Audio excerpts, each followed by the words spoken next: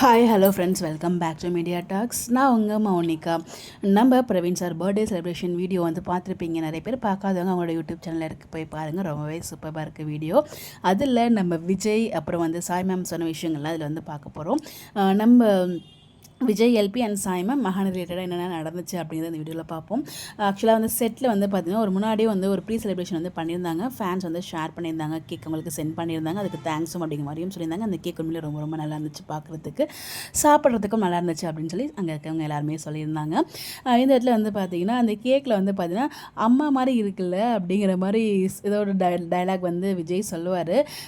தாய் அதை விட தாய் இல்லையா அப்படிங்கிற மாதிரி வந்து டைலாக் விடும்போது, டே போதுண்டா ஆல்ரெடி பகவான் சொல்லி இப்போ வந்து ட்ரெண்ட் ஆக்கி வச்சுருக்க, அடுத்து தாயின்னு ஆரம்பிக்கிறியா அப்படிங்கிற மாதிரி வந்து நம்ம பிரவீன் சார் சொல்லுவாங்க.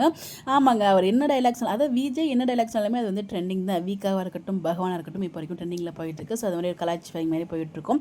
அதுக்கப்புறம் வீட்டில் ஸ்ட்ரைட்டாக வந்து ஒரு செலிப்ரேஷன் போச்சு. அந்த வீட் செலிப்ரேஷனில் நம்ம வந்து விஜய் இல்லை, ரெமினியருக்கு எல்லாருமே தான் வந்து இருந்திருந்தாங்க. நம்ம ப்ரீவியஸ் வீட்டில் சொல்லியிருந்தோம் யார் யாரெல்லாம் இருந்தாங்க அப்படின்னு சொல்லிட்டு. அதுக்கப்புறம் வந்து பார்த்திங்கன்னா நம்ம இவங்க இருக்காங்களே சாய் மேம் சொல்லுவாங்க, எல்லாருமே வந்து அவரை பற்றி புகழ்ந்து பேசுங்க, அவரை பற்றி சொல்லுங்கள், பிரவீன் சாரை பற்றி சொல்லுங்கள் அப்படிங்கிற மாதிரிலாம் சொல்லுவாங்க. அந்த இடத்துல நம்ம சாய் மேம் வந்து என்ன சொல்லுவாங்கன்னா, எப்படியாவது எங்கள் வீக்காவை சேர்த்து வச்சுருங்க, அது மட்டும் எனக்கு போதும் அப்படின்னு சொல்லிட்டு சொல்லியிருந்தாங்க. எங்கள் மனசில் இருந்த பாரமே குறைஞ்சிச்சுடா அப்படிங்கிற மாதிரி தான் இருந்துச்சு அவங்க பேசுகிற அந்த ஒரு டயலாக். ஸோ நிறைய இடத்துல அவங்க வந்து வீக்காக்காக அவங்க வந்து நிறைய இடத்துல சப்போர்ட் பண்ணியிருக்காங்க. அந்த மாதிரி அந்த இடத்துலையும் அவங்க வந்து மென்ஷன் பண்ணியிருந்தாங்க. அந்த சீஸ் கேக் வந்து பார்த்தீங்கன்னா சாய் மேம் தான் பண்ணியிருப்பாங்க போல். ஸோ எல்லாருமே நல்லா இருக்குன்னு சாப்பிட்டுட்டு இருந்தாங்க. நம்ம எல்பி வந்து பார்த்திங்கன்னா அங்கேயோ நிறைய பீஸை சாப்பிட்டு வீட்டுக்கும் வந்து பார்சல் எடுத்துகிட்டு போயிருப்பாங்க.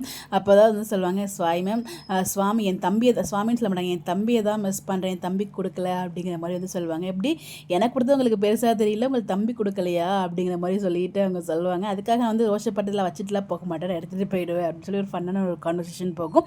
உண்மையிலே நாங்களுமே இந்த இடத்துல சுவாமியை மிஸ் பண்ணோம். யாரெல்லாம் மிஸ் பண்ணீங்கன்னு சொல்லி கமெண்ட் பண்ணுங்கள். அந்த வீடியோ பார்த்தீங்களா, எப்படி இருந்துச்சுன்னு சொல்லி மறக்காமல் கமெண்ட்டில் சொல்லுங்கள். பார்க்காதவங்க போய் பாருங்கள். Bye bye.